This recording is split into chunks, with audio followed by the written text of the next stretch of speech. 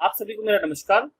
आज के लेक्चर में हम बात करेंगे जनरल अवेयरनेस के ऐसे क्वेश्चंस के बारे में जिन्हें कि कंपटीशन एग्जाम का बेस कहा जाता है, क्योंकि इनमें से एक से दो क्वेश्चन आपको हर एग्जाम में देखने को मिल जाते हैं। वीडियो को ध्यान से देखिएगा, ज्यादा लंबा वीडियो नहीं है और मुझे पूरी उम्मीद है कि इस वीडियो से आपको बहुत कुछ नया सीखने को मिलेगा। तो आइए शुरू करते हैं। पर शुरू करने से पहले आप सभी का स्वागत है हमारे education channel GK with GS पर। So let's begin. First question है, प्रयोगशाला के उपकरण किस कांच के बनाए जाते हैं? और इस क्वेश्चन का राइट आंसर होगा पायरेक्स कांच। देखिए, पायरेक्स कांच के प्रयोगशाला के उपकरण बनाए जाते हैं। फ्लिंट कांच का यूज किया जाता है दूरबीन और कैमरे के लेंस बनाने के लिए। इसी तरह से क्राउन कांच का यूज किया जाता है बिजली के बल्ब बनाने के लिए। और क्रूक्स कांच, इसका यूज किया जाता है धूप के चश्मों के लेंस बनाने के लिए। इंपॉर्टेंट क्वेश्चन है काफी, कई बार ये क्वेश्चन एग्जाम में पूछा जाता है क्रूक्स कांच के बारे में। आइए नेक्स्ट चलते हैं। सेकंड क्वेश्चन है, अंतर्राष्ट्रीय मानव उड़ान दिवस किस दिन मनाया जाता है? और इस क्वेश्चन का राइट आंसर है 12 अप्रैल के दिन। 12 अप्रैल 2011 को संयुक्त राष्ट्र महासभा ने विश्व उड़ान दिवस मनाने की घोषणा की थी और तब से प्रत्येक वर्ष 12 अप्रैल को विश्व उड़ान दिवस मनाया जाता है।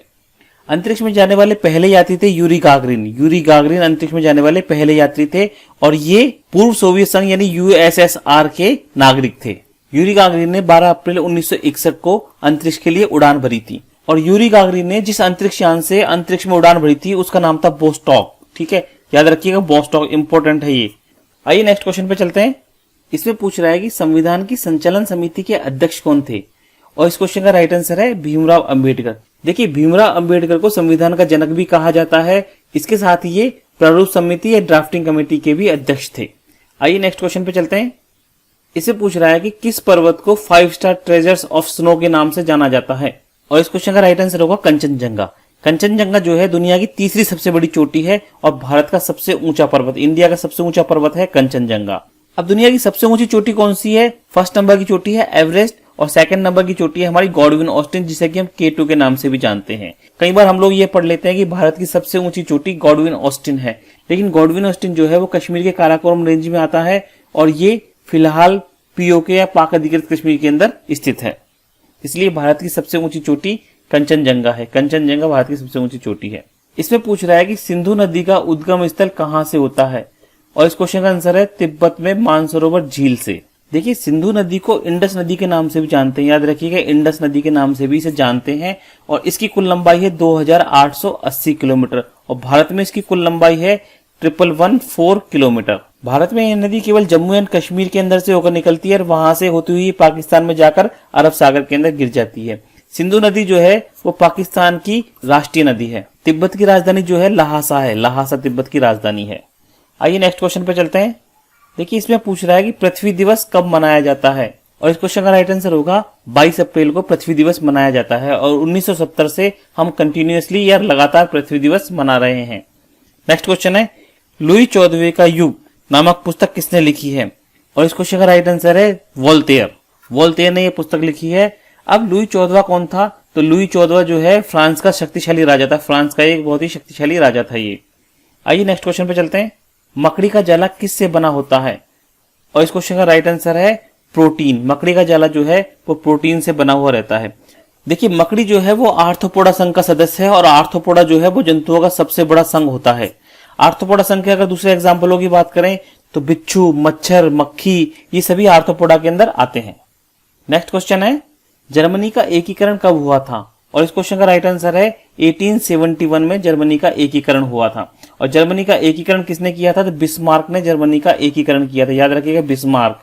अब एक क्वेश्चन बनता है कि भारत का एकीकरण करने का श्रेय किसको जाता है? तो वल्लभ भाई पटेल को भारत का एकीकरण करने का श्रेय जाता है और इसीलिए भारत का बिस्मार्क कहा जाता है पटेल को। ठीक है, तो पटेल को भारत का बिस्मार्क कहा जाता है। नेक्स्ट क्वेश्चन है, सत्यशोधक समाज की स्थापना किसने की थी? और इस क्वेश्चन का राइट आंसर है ज्योतिबा फुले ने। देखिए, ज्योतिबा फुले ने सत्यशोधक समाज की स्थापना की थी। सत्यशोधक समाज की स्थापना 18 सितंबर 1873 को हुई थी, याद रखिएगा, 1873 को हुई थी। और इस समाज की स्थापना का मुख्य उद्देश्य था निम्न वर्ग के लोगों को मुख्य धारा से जोड़ना।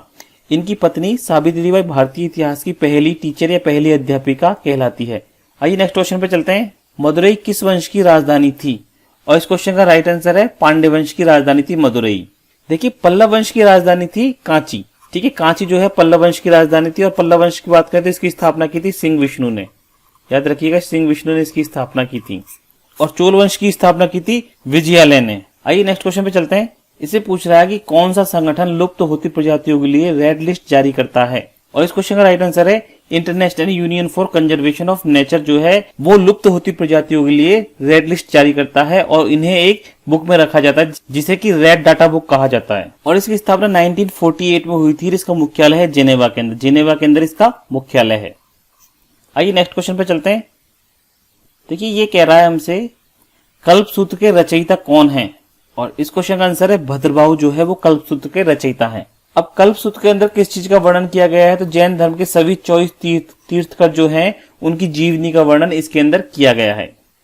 आइए नेक्स्ट क्वेश्चन पे चलते हैं। और नेक्स्ट है हमारा, ये कह रहा है कि योजना आयोग के पहले उपाध्यक्ष कौन थे। योजना आयोग के पहले उपाध्यक्ष कौन थे, और इस क्वेश्चन का आंसर है सीएम त्रिवेदी, जो है वो योजना आयोग के पहले उपाध्यक्ष थे। योजना आयोग के अध्यक्ष जो होते हैं वो हमेशा प्रधानमंत्री होते हैं, याद रखिएगा इस बात को। योजना आयोग की स्थापना 1950 में 1950 में हुई थी। योजना आयोग का काम था पंचवर्षीय योजनाएं बनाना, परंतु 1 जनवरी 15 से योजना आयोग के स्थान पर नीति आयोग की स्थापना कर दी गई है। और नीति आयोग की फुल फॉर्म है national institution for transforming India, जिसका कि हिंदी में अर्थ होता है राष्ट्रीय भारत परिवर्तन संस्थान। आइए नेक्स्ट क्वेश्चन पे चलते हैं।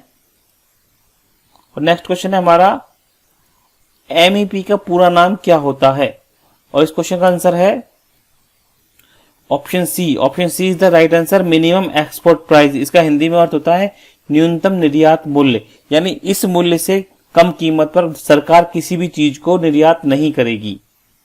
नेक्स्ट क्वेश्चन है, यूनिसेफ का मुख्यालय कहाँ है, और इस क्वेश्चन का राइट आंसर है न्यूयॉर्क में। देखिए, यूनिसेफ की फुल फॉर्म होती है United Nation International Children's Emergency Fund. इसे संयुक्त राष्ट्र बाल कोष भी कहते हैं, और इसकी स्थापना हुई थी 1946 में इसकी स्थापना हुई थी। नेक्स्ट क्वेश्चन है, इसमें कह रहा है कि निम्न में से कौन सा तत्व मानव शरीर में सर्वाधिक मात्रा में पाया जाता है, और इस क्वेश्चन का आंसर होगा ऑक्सीजन। ऑक्सीजन हमारे शरीर में लगभग 65% पाया जाता है, और इसी के साथ कार्बन जो है वो दूसरे नंबर पर होता है, लगभग 18% कार्बन पाया जाता है, और इसके साथ ही हाइड्रोजन पाया जाता है 10%। और यदि हम पानी की बात करें तो हमारे शरीर में 60 to 70% पानी या H2O पाया जाता है। आइए नेक्स्ट क्वेश्चन पे चलते हैं। और नेक्स्ट क्वेश्चन है हमारा, रेशम के कीड़े पालने की परंपरा किस सभ्यता की देन है, और इस क्वेश्चन का राइट आंसर होगा चीन। चीन सभ्यता की देन है रेशम के कीड़े पालने की परंपरा, और रेशम के कीड़े पालने को सेरीकल्चर कहा जाता है। और रेशम उत्पादन के मामले में चीन दुनिया में नंबर 1 है और भारत दूसरे नंबर पर आता है। यदि हम राज्यों की बात करें तो कर्नाटक में सबसे अधिक रेशम का उत्पादन किया जाता है, और जो कि भारत के कुल उत्पादन का लगभग 50% होता है। आइए नेक्स्ट क्वेश्चन पे चलते हैं। नेक्स्ट क्वेश्चन कहता है कि निम्न में से किस धातु के उत्पादन में भारत विश्व में पहले स्थान पर है, और इस क्वेश्चन का राइट आंसर होगा माइका, या जिसे कि हम अभ्रक भी कहते हैं। विश्व के कुल उत्पादन का 70% भाग जो है वो इंडिया के अंदर उत्पन्न होता है माइका का। अब यदि राज्यों की बात करते हैं तो माइका का सर्वाधिक उत्पादन आंध्र प्रदेश के अंदर होता है, आंध्र प्रदेश।